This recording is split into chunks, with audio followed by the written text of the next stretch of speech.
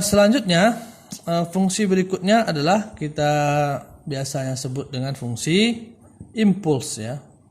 Fungsi impuls.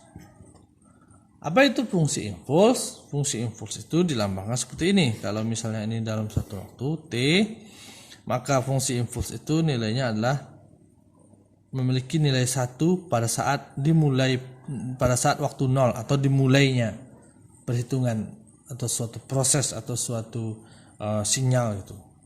Nilainya 1. Dan pada waktu yang lain, waktu sini dia nilainya 0. Jadi inilah impuls. Jadi dia seperti impuls gitu. Set gitu, sebentar saja. Nah, ya. Walaupun sebenarnya kita tidak bisa membuat waktu impuls itu tajam seperti ini. Tentu ada waktu transisi, misalnya dimulainya misalnya 0 di sini dimulai, mesti dia ada waktu untuk naik gitu kan. Kemudian waktu untuk turun. Tidak mungkin dia memiliki nilai langsung satu turun langsung pada waktu yang sama. Pasti ada waktu yang dibutuhkannya untuk naik dan untuk turun, sehingga tidak mungkin kita sebenarnya membuat suatu pulsa yang lurus seperti ini, tapi pada keadaan sebenarnya pulsanya akan seperti itu gitu kan. Nah, tak apa-apa karena ini cuma dalam perhitungan kita pakai yang seperti ini. Inilah fungsi impuls. Fungsi impuls ini dilambangkan dengan seperti ini lambangnya, seperti lambang do T. Maka do T itu sama dengan 1, nilainya 1 ketika T sama dengan 0. T sama dengan 0 dan memiliki nilai 0 di T yang lain ya. T yang lain atau T tidak sama dengan 0. Nah, seperti itu ya.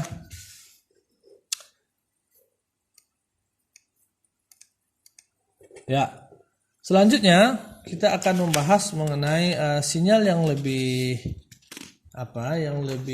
mungkin lebih rumit sedikit dibandingkan sinyal-sinyal fungsi step, fungsi ramp dan fungsi impuls. Ya, kita akan mempelajari sinyal contohnya adalah sinyal kosinus maupun sinyal sinus ya. Walaupun sebenarnya ini tidak terlalu rumit bagi mahasiswa teknik elektro, karena ini adalah suatu sinyal yang sudah biasa kita pelajari. Bahwa suatu fungsi sinus misalnya xt misalnya, dia rumusnya misalnya ini kosinus lah ya, misalnya kita buat dia memiliki nilai A kosinus WT tambah tau itu.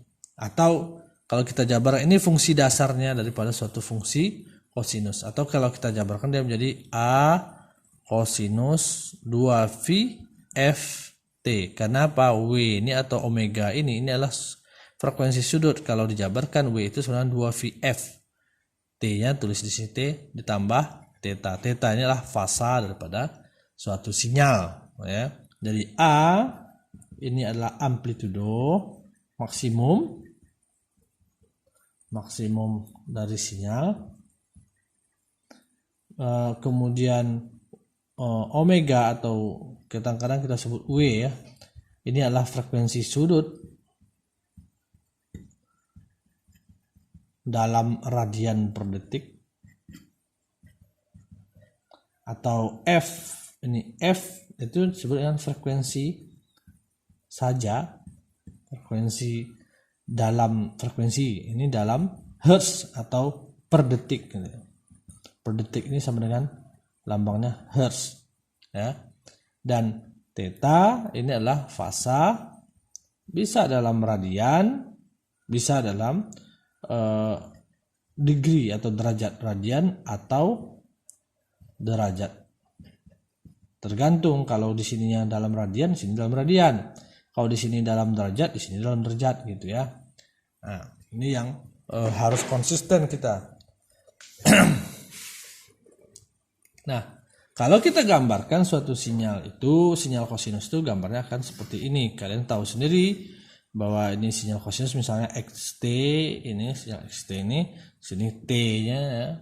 Sinyal kosinus itu akan memiliki bentuk ya, bentuknya begini. atau saya beri garis bantu dulu. Ini adalah amplitudo maksimumnya. Ini amplitudo maksimumnya. Ini akan memiliki bentuk begini. Nah, dan seterusnya. Kali gambarkan aja.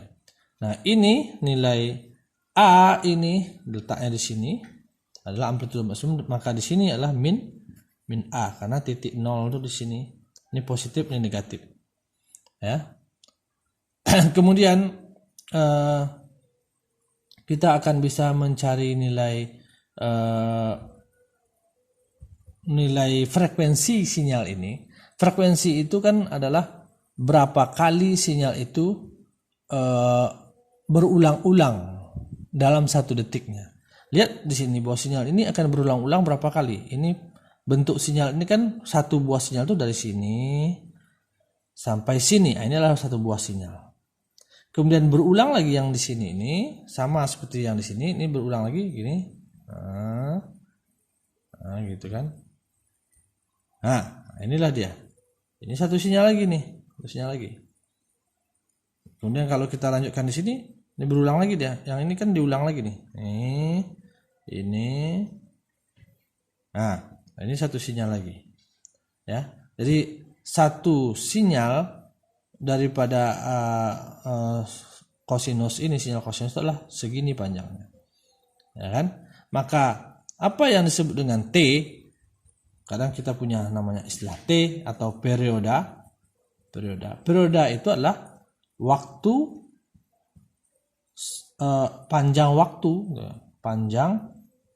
waktu untuk satu sinyal sebelum berulang, gitu kan? Sebelum berulang.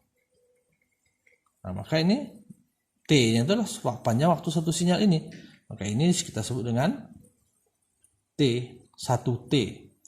Misalnya T-nya itu di sini adalah misalnya adalah nilainya adalah di sini nilai kita dapat adalah 2, maka di sini tentu aja 4. Kan panjangnya 2 tambah 2 4 tambah 2 lagi berarti di sini 6, ya kan? Maka kita bisa mengetahui T-nya sama dengan 2. Nah, T sama dengan 2. Nah, frekuensi itu biasanya dihubungkan dengan rumus perioda sama dengan 1 per perioda.